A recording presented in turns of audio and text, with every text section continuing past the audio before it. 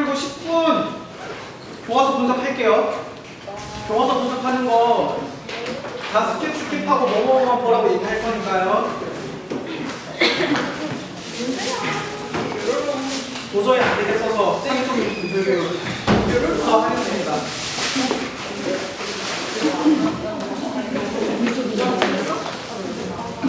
창의성 중심 다 인텍스 해왔지? 페이지 못 잡고 지금 페이지 착성된 사람 없지? 인텍스 다 해오는데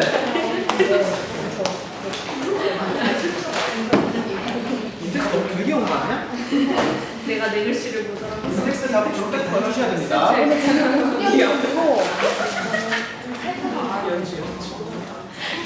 유재가 좋은 이불 새로운 고무를 발견했어. 아 진짜?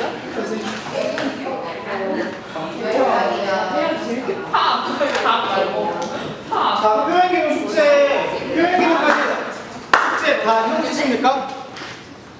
조사해오는 거, 옆자리에 조사해오라 그랬었잖아. 복습하면서 다들 체크해오셨으리라고 믿는데 시험 기간이라 못했다라고 하는 그런 뻥은 믿지 않겠습니다. 많이 했지? 참는 거. 왜 혼자 빵 터졌어?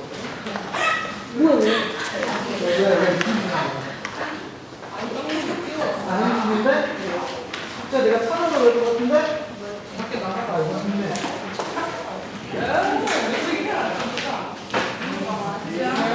뭔가 좀 무서운데? 더 같이 있을 텐데? 찾아서 것 같은데? 기회를 준다, 저희는. 오, 내가 필요한 것보다 나갔어.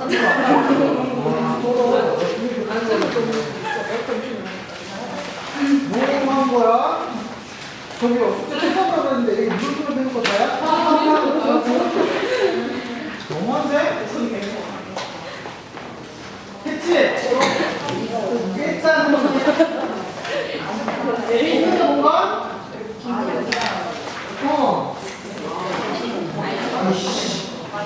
아니 여자가 이거 왜 비워놨어? 여자는 여기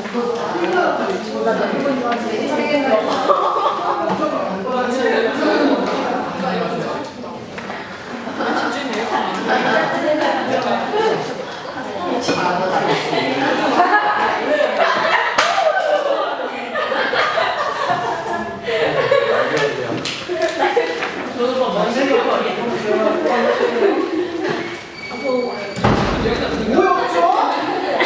선배님! 이거 다 쳐다보고 그랬더니 그러면 너 찝박했어?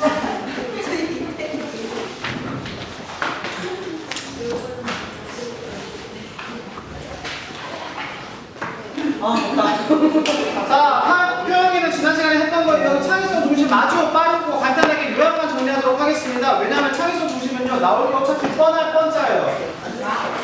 그래서 굳이 막 어렵게 설명할 필요는 보다는 나중에 뒤에 있는 형성평가를 풀어봐야 되기 때문에 일단 여러분들 75페이지 창의성 중심 미술 교육은 이전에 있던 표현기능 중심주의가 너무나 또 어땠을까? 기본적으로 얘네들이 표현기능이 추구했던 미술교육 방향은 뭐였어요? 입시? 주입식. 네, 입시는 저희가 지금 하고 있는 입시. 네, 주입식 위주였기 때문에 뭔가 애들이 창의성을 발현할 수 없고 획일화된 디자인의 기준점을 찾아왔기 때문에 어쩔 수 없이 애들이 미술을 직공을 위한 미술이었기 때문에 이걸 어떻게 바꾸자라고 얘기를 했습니다. 그러면 거기에 대한 배경이 있을 거 아니에요. 뭐든지 오정반합이라고 얘기를 했습니다. 정반. 그래서 표현기능 중심주의가 너무나도 지나치게 주입식이었기 때문에 아동의 창의성을 조금 더 중요하게 생각해줘야 된다는 그림이 등장을 했고 이 그림에 대한 배경이 크게 두 가지가 있어요. 하나는 피아제나 프로이트류의 심리학의 등장. 두 번째는 이런 걸 바탕으로 만든 아동주의 진보 교육 사상이었습니다. 자, 그래서 첫 번째 배경을 보시면요. 교육적 진보주의랑 사회재건주의라는 게 나오는데 사회재건주의는 말 그대로 이해하실 수 있을 거고요. 교육적 진보주의는 교육이 교사의 위주가 아니라 아동 위주로 흘러가야 된다라고 흘러간 진보주의 사관입니다. 밑에 창의성 중심 미술교육의 발달 그냥 다 보시면 되고요. 표현기능 미술교육의 단점 다시 한번 기억하세요. 지나친 획일화와 단순 반복에 대한 반대였습니다. 그래서 우리 아기들한테 창의성을 좀 더 키워주자 그래! 하고 등장한 게 창의성 중심 미술교육이에요. 자, 개념 밑에 제끼고 시대적 배경을 보면 줄여서 아심표입니다. 외울 때 시대적 배경, 창의적 중심은 아심표로 외우면 돼요. 아동중심 교육사조의 아, 그 다음에 표현주의 미술사조의 표, 3번 심리학의 발달의 심, 그래서 아심표입니다. 당시 표현주의 미술사조로 그러면 20세기 초반이었기 때문에 우리가 잘 알고 있는 그런 표현주의가 많이 등장을 했어요. 뭉크나 에본 슐레나 이런 기타 등등의 작품들. 여기에 클림트도 포함될 수 있겠죠. 빈블리카로 소속되는. 자, 일단 아동중심 교육사조를 보면요. 대표적으로 루소라는 사람이 있고 페스탈로치가 있고 프레벨이 있는데 당연히 얘네들이 기본적으로 중동에서 다루게 보다 어디서 네, 유아에서 많이 다뤄요. 그래가지고 유아 교구 전문점이 프레벨이라는 광고도 있잖아요. 프레벨이고 프레벨이에요. 자, 그럼 페스탈로치는 참 유치원 이름으로 많이 써요. 페스탈로치 무슨 유치원 하는데 이것도 전부 다 관념의 ABC라고 얘기를 하는 건데요. 일단 루소 같은 경우에는 우리가 그래도 눈여겨봐야 됩니다. 루소에 다 별표 한 개. 자, 우리가 안헤리 교수님이라고 얘기를 했잖아요. 로엔필드의 성장 과정을 직접적으로 아이를 통해서 봤다고. 루소도 마찬가지예요. 책을 썼어요. 에밀이라는 애야. 에밀이라는 아이가 태어나서 어릴 때 자라나는 소절부터 시작해가지고 성년이 됐을 때까지 연령대로 쭈르륵 다 쓴 다음에 얘가 이때 이런 경험이 필요한데 이렇게 겪지 못했다. 이럴 때 이렇게 겪지 못했다. 근데 남자의 중심이잖아. 그래서 나중에 결혼하는 여자를 만들어가지고 줄이 성장 배경들을 다 써서 일대기를 쓰는데 그게 알고 보면 소설이 아니라 책이에요. 교육적 책, 미술 교육의 책. 그래서 대표적으로 에밀이라는 책이 있습니다. 자, 보면은 눈의 정확성과 손의 유연성을 기르기 위해 그림을 그려야 한다고 설명을 하는데, 자, 이 말에 대한 즉슨 이거 자체를 통해 가지고 미적인 본질을 깨우친다는 게 아니라 뭐 이런 것들이 아동의 발달에 도움이 되는 거야. 자, 그럼 표현 기능 중심 중에서도 미술은 도구였어요. 이 창의성에서도 역시 미술은 도구라고 할 수 있습니다. 본질적인 건 없어요. 루소도 에밀을 써서 이런 것들을 바탕을 했고, 아동의 흥미, 감각, 직접적 경험을 중시했다는 걸 그래서 알 수가 있는 거죠. 그럼 페스탈로치는 뭐가 중요하냐? 똑같이 아동에게 미술이 필요하다. 왜? 손과 눈의 협업 능력을 기르는데 드로잉만큼 좋은 게 없다라고 얘기를 하는데, 특히 관념의 에비스라는 책을 써서 이 얘기를 합니다. 자, 관념의 에비스는 뭐냐면 사물을 지각하는 방식으로 드로잉을 개입시킨다. 즉, 우리가 사람을 볼 때, 여러분들이 저를 볼 때 그냥 보는 게 아니라 멀리서 나부터 보면 일단 아웃라인부터 보였죠. 그럼 저 사람의 키는 대략 160대 후반이나 초반쯤 좀 작아 보이네 라고 생각을 하고 아웃라인부터 한번 쭉 따겠죠. 사물도 그래요. 처음 보는 병이야. 처음에 커피라는 게 이게 이렇게 요게 있으면은 뭔가에 닿는 것 같은데 잡히는 요게 도대체 뭐지? 라고 생각을 하겠죠. 그래서 이 전체적으로 무슨 용도일까 못해서 한번 찾아볼 거 아니에요. 고양이로 치면 가가지고 그냥 보는 게 아니라 고양이나 개는 어떻게 냄새 맡는 것처럼 인식을 하는 것처럼 그림을 똑같이 멀리서 체크를 해서 따라서 외곽 라인부터 그려보자 라고 해서 관념의 A, B, C 등급을 A랑 B랑 C로 나눴다는 얘기예요. 자, 사물을 지각하는 방식으로 드로잉을 개입시킨다. 자연의 법칙을 가르치는 기하학을 사용을 했다. 자연에서 나온다는 기하학, 이게 무슨 말이냐면 나뭇잎에서는 무슨 선을 찾을 수 있죠? 나뭇잎. 곡선. 근데 그 곡선을 자세히 살펴보면 곡선 사이에 직선들도 찾을 수 있죠. 이런 것들을 자연의 기하학이라고 얘기를 하는 거예요. 그리고 단어를 ABC의 알파벳 순으로 나누어 보듯이 자연을 선으로 인식하려 했다. 즉, 자연은 곡선으로 대비되고 인공물들은 뭘로 대비될까? 직선으로 대비되는 거죠. 지금 우리가 촬영하고 있는 카메라조차도 삼각대는 직선으로 되어 있잖아. 그래서 과연냐면 ABC는 이 정도로만 얘기를 하는 거고, 그리고 자연의 진리가 원천, 진리는 감각을 통해 받아들여진다는 건데, 옆에 보시면 러스킨과 페스탈로치의 공통점은 무엇일까요? 라고 얘기를 나눴어요. 근데 좀 전에 페스탈로치 얘기를 하면서 제가 뭐 했냐면 감각 얘기를 하고 보는 거, 그리는 건 좀 힘들지만 감각적으로 지각을 통해 교육이 가능하다고 얘기를 했거든요. 이건 러스킨이 뭘 했어요? 창안이라는 재능은 몇 명만 가질 수 있는 거지만 지각은 교육을 통해 발전이 가능하다. 즉, 두 사람 다 뭘 주장하죠? 지각을 통해 교육이 가능하다. 지각은 교육을 통해 성장 가능하다. 드로잉을 통해 교육을 할 수 있다라고 얘기를 하는 거죠.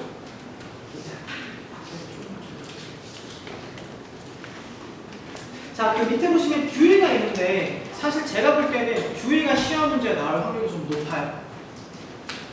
지금 듀이는 별표를 한 3개 정도 써주시면 되는데 듀이는 교육 방법을 실천한 적은 없습니다. 미술적으로. 다만 이론, 그리고 뒤에 이론을 바탕으로 로엔펠드나 치잭이 실제 연구를 진행했기 때문에 뒤에는 이론적인 사상이 굉장히 중요해요. 이런 사상이 등장하게 된 배경이 무엇일까요? 라고 문제를 낼 수도 있어. 파파네기래. 로엔펠드 같은 문제를 냈을 경우에. 자, 그래서 듀이의 교육 개념을 먼저 보면요. 1896년 실험학교를 설립하며 아동중심 교육 사상을 세계적으로 확산 보급시킨 사람이 바로 듀이입니다. 그래서 그가 굉장히 중요하죠. 1934년 경험으로서의 미술 출판하며 아동의 창의성과 조화로운 성장을 위해 자기 표현과 미적 경험을 통한 미술 교육을 실시해야 함을 주장했습니다. 자, 일단 듀이는요 어떤 특징을 지니냐면 저를 좀 보세요. 내가 이걸 떨어뜨렸어. 그럼 어떻게 해야 돼? 주워야겠죠. 줍는데 줍다가 그 옆에 봤더니 풀이 있어. 와 이거 이쁘네 하고 펜을 주웠어. 이것조차 교육이라고 하는 사람이에요. 즉 다른 말로 얘가 겪는 모든 경험은 교육이야. 그래서 경험이 교육이다. 듀이입니다. 그럼 미술은 그냥 단순 교육이 아니겠지. 듀이가 얘기하는 미술 교육은요 미적 경험인데 경험은 단순하게 이렇게 한번 떨어뜨렸다가 줍는 이 과정이 하나의 경험이었다면 이런 수많은 경험, 내가 떨어뜨리기 전에 내가 힘을 꽉 주면 얘는 어떻게 될까? 안 떨어지겠죠. 이런 경험들이 하나하나 모이고 종합적으로 만들어졌을 때 사고할 수 있는 걸 배우게 될 거 아니야. 이게 바로 미적 경험이라고 얘기를 해요. 경험의 경험과 경험이 종합이 돼서 종합적 사고가 되고 그걸 이해하는 게 미적 경험. 이게 바로 미적 교육이라고 얘기를 합니다. 그럼 뭔가를 가르쳐야 돼, 가르치지 말아야 돼? 스스로 경험하는 거니까 가르칠 필요 없다고 얘기를 하겠죠. 그래서 듀이는요 굳이 뭔가를 가르칠 필요가 없이 그 사람이 경험을 할 수 있도록 최대한 많이 겪을 수 있도록 해줘야 된다. 이게 바로 개념이에요. 최대한 다양하게 경험을 할 수 있게 해줘야 된다. 그래서 볼게요. 듀이의 교육 개념을 보시면요. 교육은 성장이며 생활이 계속되는 동안 교육은 계속된다. 니은 교육은 생활이며 사회적 과정이다. 디귿 별표 3개 쳐주시고요. 중간에 빈칸이 교육은입니다. 교육은 연속적 경험의 부단한 재구성이다. 이게 제가 방금 말씀드린 그 내용이에요. 미적 경험이라는 건 뒤에 나올 겁니다. 듀이에 대해서. 자, 듀이의 사상을 바탕으로 진보주의 미술교육의 기본 관점인데 기흥부터 미음까지 이게 지금까지 얘기하는 치잭이나 리드나 로엔펠드의 가장 기본적인 근거고 다 똑같은 말을 반복적으로 얘기를 해요. 그래서 듀이가 중요해요. 자, 기억해 보시면 아동은 체크, 창의적 잠재력을 지니고 있고 그 개발을 위해 미술이 활용될 수 있다. 니은 미술에 관한 능력은 적절한 환경만 조성되면 표출될 수 있다. 리을 미술은 교육 과정에서 다른 교과와 연결하고 통합할 수 있는 활동 분야이다. 자, 리을도 다른 교과와 통합할 수 있다는 게 좀 색다르죠. 그다음에 미음 산업에 필요한 것으로서 미술이 아닌 체크 아동의 욕구와 흥미에서 나오는 미술 경험이 강조되어야 한다. 왜 이 내용을 강조하는지 알겠죠? 말 그대로 아동이라는 존재는 창의성을 지니고 성장할 수 있는 존재이기 때문에 최대한 방관해주고 스스로 경험할 수 있는 환경을 조성해주기만 하면 된다는 게 이후의 교육의 사상이에요. 개념이에요.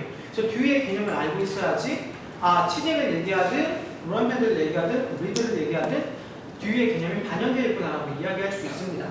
밑에 심리학의 발달을 보시면은요, 치잭, 로엔펠드 뒤쪽에 나올 내용이니까 제끼고요. 허버트 리드도 그냥 보면 여러 가지 파트로 나눴다. 근데 밑에 별표 보시면 프로이드는 미술에서의 자아 표현을 내부 욕구 표현의 일종으로 보았다. 그래서 프로이드류의 심리학이라고 하면은 욕구불만 심리학인 거죠.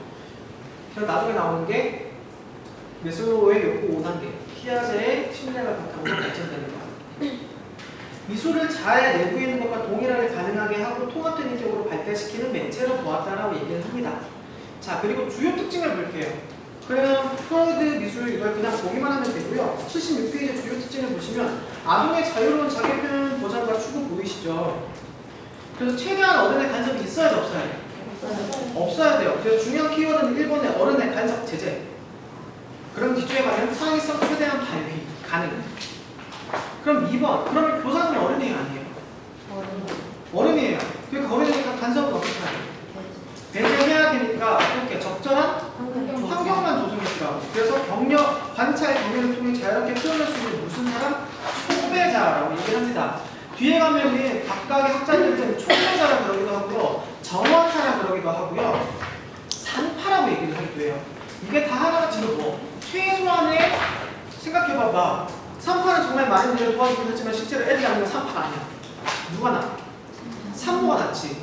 그러니까 실제로 하는 건 당사자인 거고 산파처럼 조력자의 역할을 해줘야 된다. 그것만 알고 계시면 되고요. 2번 미술을 통한 창의성 육성과 인격 형성의 목적, 즉 도구적인 성격이 여기서 나타나도 수단적 성격의 목적, 얘는 본질주의가 아니라 따라서 도구주의라고 봐야 되는 겁니다. 미술을 체크, 인간의 조화로운 성장을 돕고 잠재력을 개발시켜주는 도구. 바로 말 나오죠. 미술교육을 통해 창의성이 길러지면 모든 교과에 전이되어 사회 곳곳에 활용될 수 있다고 주장. 자, 1번의 끝에 보면은 모든 교과에 전이된대. 미술을 알면 도움된대. 이거 어디서 봤던 것 같은데? 형식 도야설, 능력 심리학, 부소 능력, 기억나죠? 거기에서 아직 벗어나지 못했다는 증거겠죠. 근데 이걸 따르게 보면요, 미술의 모든 영역은 다른 분야에 들어갔을 때 활용될 수 있을까요, 없을까요? 지금 보면 있죠. 지금 이게 발견돼서 뭐라 그래? 스팀 교육과정. 그래서 스팀 교육과정에서 미술의 창의성이 굉장히 중요합니다. 어떻게 적용시킬 건지 이런 것까지 같이 봐줘야 돼요. 자, 2번 확산적인 사고의 촉진과 창의성 요소인 감수성, 유창성, 융통성, 독창성 등의 발달을 기대한다. 그리고 작품의 결과보다는 과정을 중시한다. 그래서 정서의 해방을 중시했는데 치명적인 단점이 나타날 수 있어요. 과정도 중요하지만 과정만큼 뭐가 중요한지. 자, 창의성 중심 미술교육의 주요 교육자 운동 밑에 치잭을 볼 건데요. 치잭은요, 뒤랑 비슷한데 달라요. 이게 무슨 말인지 뒤쪽에서 보도록 하겠습니다. 자, 치잭은요, 일단 1904년 빈 미술공예 학교에서 어린이 미술교실을 설립을 해가지고 우리보다는 당연히 초등 위주로 문제가 많이 나오고요. 우리한테 그렇게 문제가 많이 나오지 않아요.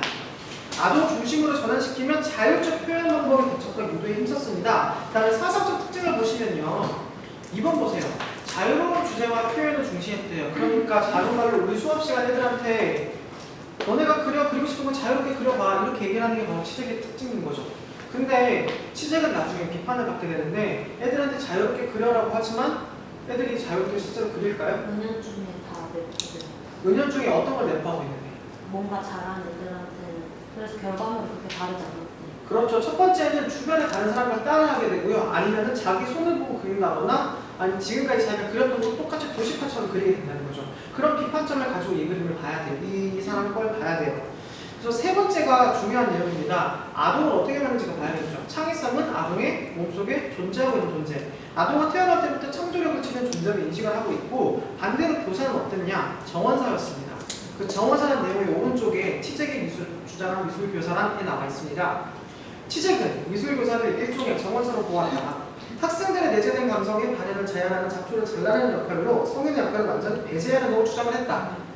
대표적으로 나오죠. 근데 이런 점은요, 루소가 주장했던 점과는 좀 달라요. 루소는 에밀에서 어느 정도 성장할 때마다 적절한 환경을 제시해주고 필요한 교육을 해줘야 된다. 그래서 도덕적인 성장이 가능하다고 얘기를 하지만 치잭은 그걸 전면적으로 부인하고 우린 최소한만 하면 돼. 줄 필요가 없어라고 얘기를 하죠. 치잭은 완전히 성인의 영향을 배제했기 때문에 루소랑 달라질 수밖에 없었습니다. 자, 그리고 다시 4번으로 돌아갈게요. 사적성 특징에 자유로운 자기 표현을 통해 창조력을 자극하고 신장시키는 것이 미술의 역할이라고 주장을 했습니다. 그렇기 때문에 미술교육 방법에도 특징이 있을까 없을까? 밑에 내용 정말 많잖아. 그때 하나야, 단 하나. 아무것도 보여주지 말아라. 그러니까 뭐도 필요 없어. 기교도 필요 없고 모방할 작품도 필요 없고 감상도 필요 없고 성인의 조언도 필요 없고 성인의 작품도 필요 없어. 그래서 여기서 얘기하는 거는요, 다 필요 없다는 얘기예요. 보여줄 필요가 없다는 걸 이렇게 길게 써놨어. 근데 제일 밑에 줄에 보시면 3번에 보시면요, 치잭은 수업을 위해 학생을 두 그룹으로 나누었대. 왜냐면 그래도 나름의 특징을 구분을 하려고 했던 거기 때문이겠죠. 3번에 보면 첫 번째는 상상한 것을 자유롭게 그리고 싶어하는 아이가 있고요. 두 번째는 보고 그리기를 좋아하는 아이를 구분했다. 이 두 개의 특징만 알고 계시면 되는데 서답형에서 이거 하지만 치잭은 이런 식으로 구분하기도 했다라고 적어줄 수 있는 파트가 나올 수도 있어서 이것만 좀 체크해 주시면 되고 감상 필요 없다. 기존 작품 필요 없다. 이런 식으로 구분할 수 있어요. 자, 취직 사상의 평가는요. 1번 아동 표현이 기호 내지 상징임을 이해하였고, 아까 말했던 프로이드 유형 관련 있는 거죠. 충분히 프로이드를 키워드로 적을 수 있어야 돼요. 취직에 관련 문제가 나오면. 미술 교육의 무게를 누구 중심으로? 아동 중심으로 전환한 계기가 되었다. 이 말이 즉슨 이전에 있던 표현 개념은 누구 중심이었다는 거죠? 성장자? 성인? 성인이 아니라 미술 교육의 중심. 교사였지. 미술 교사가 기능을 따라할 수 있도록, 그래서 도제식이었지. 성인이 아니라 도제식이었기 때문에 교사라고 생각을 해야 돼요. 이런 것도 좀 기억을 해주시고요. 이번 예술적 교수학습 과정을 처음으로 제시하여 자기 표현 중심으로 전환한 계기가 엄청나게 중요한 의미인데, 근데 단점은 이 사람의 방법론이 체계적이지 않고 실제 방법이 남아있는 게 없잖아. 자유롭게 그려 방임적으로 흘렀을 뿐이니까 이런 게 단점이 되겠죠. 자, 3번을 보시면 사회 적응을 위한 교육을 비판하고 아동기 확립의 주력함. 자, 여기서 중요한 거 프렌치 치잭은요, 일단 창의성 중심 미술교육의 두 가지 흐름, 아동 진보주의랑 사회 재건주의 중에서 절대적으로 사회 재건주의가 아니라는 쪽인 거죠. 근데 생각을 해보세요. 표현 기능 같은 경우에 사회 재건주의를 할 수 있어요, 없어요? 표현 기능. 왜? 사회를 위해서 했죠. 왜? 대량 생산을 통해 가지고 그 나라를 발전시킬 수 있을 거다. 크리스탈 박람회 얘기하면서 그 얘기 했잖아요. 그렇기 때문에 사회 재건적인 관점으로 표현 기능을 보일 수 있다는 거예요. 근데 프란츠 치잭은 사회 재건주의 같은 흐름인데도 불구하고 사회 재건주의는 반대했다는 걸 여기서 알 수 있습니다. 사회 구조로부터 개인을 독립시켰다는 거고, 일단 아동기 확립을 주력을 했고, 조화로운 개인의 형성을 목적으로 해야 한다는 점, 그 다음에 창의성을 중시했고 사회 구조로부터 개인을 독립시키려 했다는 점. 근데 여기서부터 사회 구조로부터 개인을 독립시키려 했다는 게 뭐냐면, 표현 기능에서는 뭐냐면 대량 생산을 위한 도구로 사람이 가르쳤잖아요. 근데 더 이상 대량 생산이 필요한 게 아니라 아동이 스스로 창의성을 발현하고 있으면 나중에 충분히 그런 제대로 지닌 어른으로 성장할 수 있다라고 얘기하는 거예요. 자, 이때 한계점을 보시면 미술의 사회적 기능 무시와 기초학습 부진화라는 결과를 초래했고, 미술작품 감상을 배척하여 감상의 인간 문화 이해의 근본임을 간과했습니다. 자, 근데 밑에 보시면 치잭은 직접적인 도움을 회피하였다고 밝혔지만 치잭 역시 학생을 위해 몇 가지 명백한 예시적 스케치를 보여주기도 했다. 오직 상상을 통해서만 모든 것을 창조하지는 않으며 실제 학생들은 음식을 제작하는 전통적으로 내려오는 방식을 어느 정도 받아들였다. 지나치게 자유로운 표현을 강조하다 보니 학생들은 감상작품 대신 서로의 작품을 모방해서 그리는 방식을 배우고 있기도 했다. 자, 실제로 학교 수업에서요, 얘들아 너네 그리고 싶은 거 아무거나 그려봐 그러면은 문자로 같은 경우에 제가 지금 수업을 어떻게 하냐면, 작년까지는 자기가 상징할 수 있는 이미지를 너네 이름에다가 한번 넣어볼래? 라고 했는데, 진짜 요새 자기를 탐구하는 분위기의 수업은 많이 없잖아요. 그나마 지금 많이 바뀌어서 덜하긴 한데, 우리 때보다는 좀 덜하긴 한데, 지금 애들도 좀 뭐라 그러냐면, 너의 상징할 수 있는 걸 한번 찾아봐봐. 뭐 그래야 돼요? 모르겠어요. 생각이 안 나요. 정말 많아요. 무기력한 애들이 정말 많아요. 이런 애들한테는 좀 더 세부적인 지도가 필요하고 감상 요건도 필요해요. 그럼 애들한테 추가적으로 너 그러면 네가 좋아하는 음식은 어떤 게 있어? 너 가족들 중에서 뭘 좋아해? 너네 방에는 지금 네가 방에 뭐 좋아하는 걸어놓은 거 없니?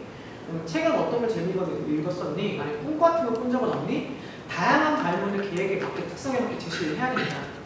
표현 활동에서 이게 중요한데 치잭은 이런 걸 전혀 간과했기 때문에 애들이 그림이 유사하게 나오거나 아니면 자기가 알고 있던 작품들을 똑같이 반복적으로 그릴 수밖에 없는 거죠. 그래서 그런 단점들이 있었다는 걸 기억을 해두시면 되고, 옆에 가난할수록 창의력이 많다고 주장을 했을까요?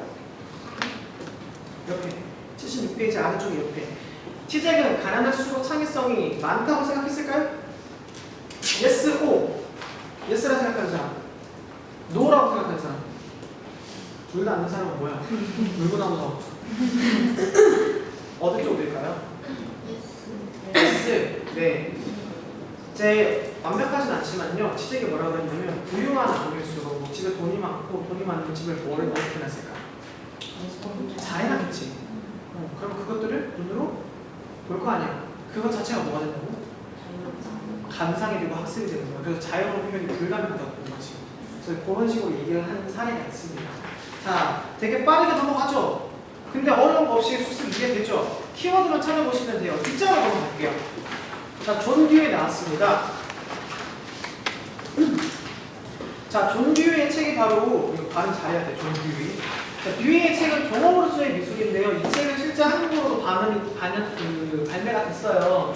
되게 얇은 책이라서 읽을 수 있으면 한번 읽어봐도 좋을 것 같아요. 1, 2학년들은요.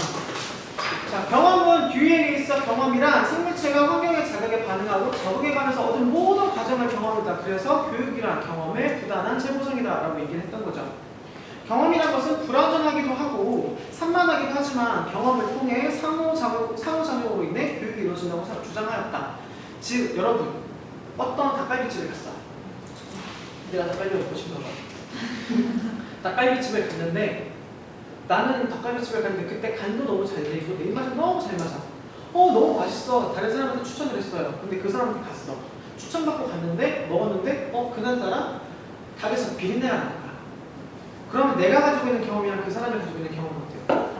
달라지겠죠. 나는 여기에 대한 좋은 경험이 있겠지만 그 사람은 나쁜 경험이 있을 거 아니야. 그럼 각자의 경험이 하나예요. 그리고 나서 나중에 만났어. 나 그때 추천해서 먹어봤을 때 괜찮지? 그랬더니만 아니 비린내가 나서 좀 못 먹겠던데 그래? 그날따라 그랬나? 우리 다시 한번 가볼까? 싫은데 근데 그때 거기 말고 먹을 데가 없어. 그래 가보자. 그래서 같이 갔어요. 먹었어요. 근데 그날따라 맛이 달라졌어. 그럼 내가 같은 거 맛있는데 그날따라 이상했나 보다 라고 얘기를 할 수 있는 거고 상대방은 그렇네? 오늘 또 맛있네? 라고 얘기를 하겠죠. 그러면 그 사람은 뭐겠어? 여러 가지 경험들이 종합적 사고가 돼서 여기에 맛이 일률적이지 않고 조금씩 바뀌는구나 라고 이해를 하겠죠. 이게 종합적인 경험이고 이것조차 교육이라고 얘기를 하는 거예요. 그럼 이런 것들이 모여서 미적 교육이라고 얘기를 하는 건 이제 미적 경험이라는 건 먹으면서도 와 이거 뒷갈비 되게 예쁘게 나온다. 와 접시 되게 예쁘다. 이런 것들이 미적 경험이고 교육이라는 거죠. 나중에 이런 거 비슷한 거 만들어 볼까? 이런 생각을 가질 수 있게 이런 개념을 가지고 교육을 볼게요. 안 그러면 어려워요. 밑에 미적 경험 체크. 예술은 생활 속 경험에서 이루어지며 일상적인 경험이 완전하고 의미 있는 경험이 될 때 예술적 경험, 미적 경험이 된다고 보았다. 대표적인 사례 방금 얘기했던 종합적 사고 조금 바뀔 수 있다는 거죠. 밑에 일상적 경험들이 적절히 구성되고 일정한 지향점을 가지고 구성될 때, 통합될 때 미적 경험이 발생하면 이런 집합적 경험에서 나온 충동과 정서가 표현될 때 예술적 경험으로 나타난다. 즉 아까 닭갈비 가게 가가지고 접시 너무 예뻤어. 자 여러분 오늘은 도자기 비누로 조각 한번 해볼 거예요. 예쁜 걸 만들어 볼 건데 여러분 뭐 만들어 볼까요? 뭐 만들지?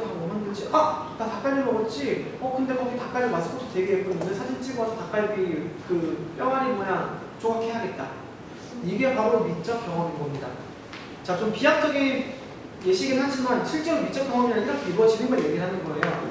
자, 2번 듀이의 예술론에 대한 검토를 보시면 듀이는 예술의 일상적 경험이 유기체와 환경 간의 자연적 상호작용에 의해 발생하는 것이며 체크, 인생 경험을 통해서 예술과 미적 경험을 완성할 수 있다고 보았다. 같은 말 계속 반복하고 있죠. 자연 속에서도 아름다움을 느낄 수 있다고. 왜? 우리가 숲속을 거니는 건 역시 뭐라고? 경험이니까. 그럼 그 안에서 또 미적 경험을 느낄 수 있을 테니까. 이런 점을 근거로 근대미학이 지나치게 관념론적이었고 예를 들면 이제 인상주의 이후로 가가지고 뭐 기술 탐구하는 만다는 것들이 너무 지나치게 추상적이죠. 그런 추상들을 거부하고 일상에서 벗어났다고 주장하며 영화, 재즈 음악, 만화, 연애, 사건, 신문기사 등을 예술에서 제외시키는 것을 반대했다. 왜? 이러한 것들조차 미술에는 아동에게는 뭐가 될 수 있다? 경험이 될 수 있다. 이런 걸 통해서 미적 경험을 완성할 수 있다라고 할 수도 있겠죠. 듀이의 영향점이 가지는 검토를 보시면은요, 미술 교육에서는 근데 표현만을 중시했어요. 근데 듀이는 표현만을 중시했지만 지금 와서 보면 듀이가 경험이라 했던 거는 감상도 어느 정도 포함이 되어 있는 거겠죠. 근데 이게 시험 문제 나오는 건 아니지만 듀이를 하나의 관점으로 보면 여러분 시험 문제밖에 못 풀겠지만 다양한 관점으로 보게 되면 나중에 논문을 쓸 수 있어요. 두 번째, 아동을 중시하여 교육 과정을 수립해야 하지만 듀이의 교육론은 학습자의 뭐에만 심리에만 지나치게 중심을 두었다. 경험이 전부라고 얘기를 했기 때문에 따로 방법론을 만들지 않았잖아요. 이런 점은 공통적으로 취재과 같이 방법론을 제시해주지 못했다고 얘기가 나오겠죠. 3번, 교사가 소극적인 역할을 보편되었다. 4번, 모든 과정을 중시했기에 결과를 소홀히 하는 측면이 있었다라고 할 수 있습니다. 자, 그래서 치적과 투위의 비교